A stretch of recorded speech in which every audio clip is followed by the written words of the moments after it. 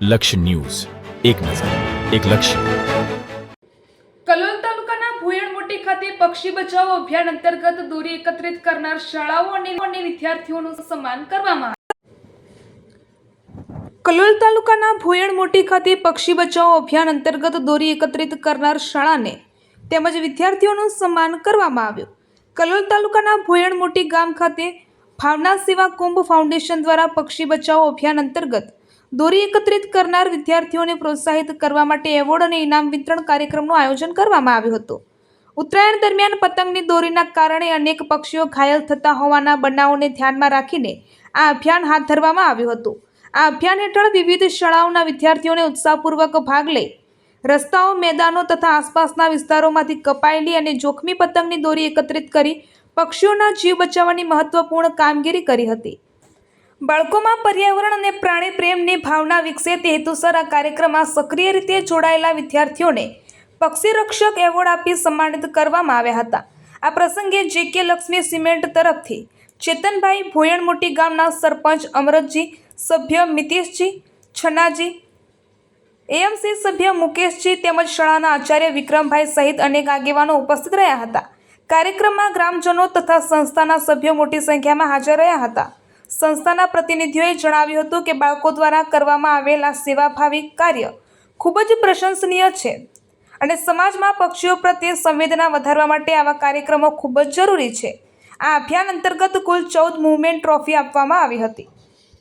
સ્પર્ધામાં સૌથી વધુ દોરી એકત્રિત કરનાર કલોલની હોલી ચાઇલ્ડ સ્કૂલ પ્રથમ ક્રમે રહી હતી, જ્યારે બીજા ક્રમે સાતીજ ગ્રામ પ્રાથમિક શાળા રહી હતી અને ત્રીજા ક્રમે હાજીપુર ગ્રામ પ્રાથમિક શાળાએ સ્થાન પ્રાપ્ત કર્યું હતું. વિજેતા શાળાઓને ટ્રોફી આપી સન્માનિત કરવામાં આવી હતી. આ ઉપરાંત અન્ય ભાગ લેનાર શાળાઓ અને વિદ્યાર્થીઓને પણ ટ્રોફી આપી પ્રોત્સાહિત કરવામાં આવ્યા હતા. આ પ્રસંગે આસપાસના ગામોના શાળાના આચાર્ય, વિદ્યાર્થીઓ તેમજ આગેવાનો પણ ઉપસ્થિત રહ્યા હતા અને બાળકોના ઉત્તમ કાર્યને વધાવ્યું હતું. આ કાર્યક્રમ દરમિયાન સમાજના તમામ વર્ગોને આવા અભિયાનમાં જોડાવા માટે અપીલ કરવામાં આવી હતી, જેથી પક્ષીઓના જીવને બચાવવા માટે વધુ જાગૃતિ ફેલાય.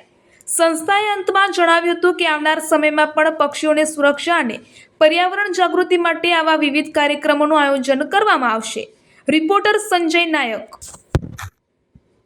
હું અમૃત ઠાકોર, મોટી ભોયણ.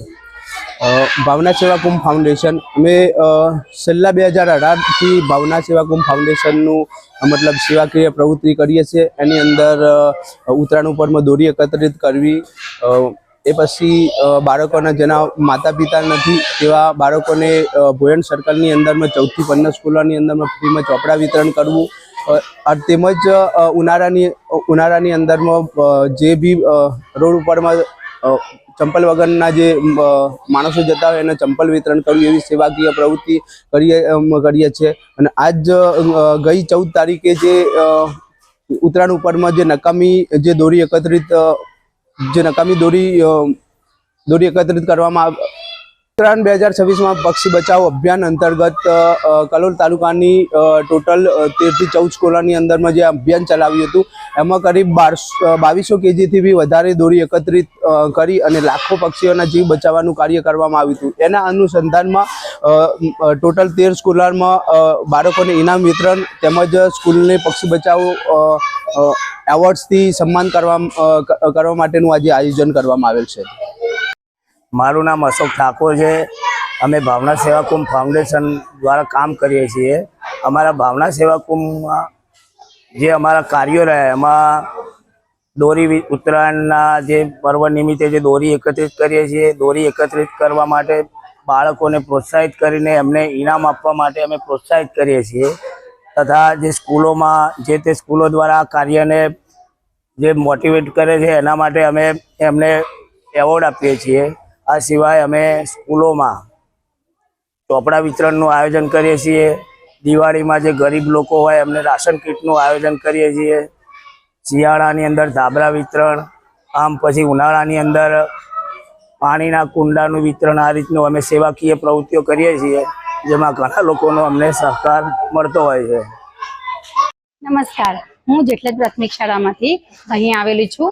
અમારી શાળામાં ભાવના સેવા કુંભ ટ્રસ્ટ તરફથી દર વખતે ઉત્તરાયણની દોરી જે વધેલી હોય એ કલેક્શન કરવા માટે એ લોકો આવે છે અને અમારા સ્કૂલમાંથી બાળકો જે વધેલી દોરી હોય એ કલેક્ટ કરે છે અને પછી એ સેવા કુંભ વાળા અમારી દોરી લઈ જાય છે. અને આજે અમારી સ્કૂલમાંથી 75 થી 80 કિલો દોરી કલેક્ટ કરીને અમે એમને પહોંચાડી.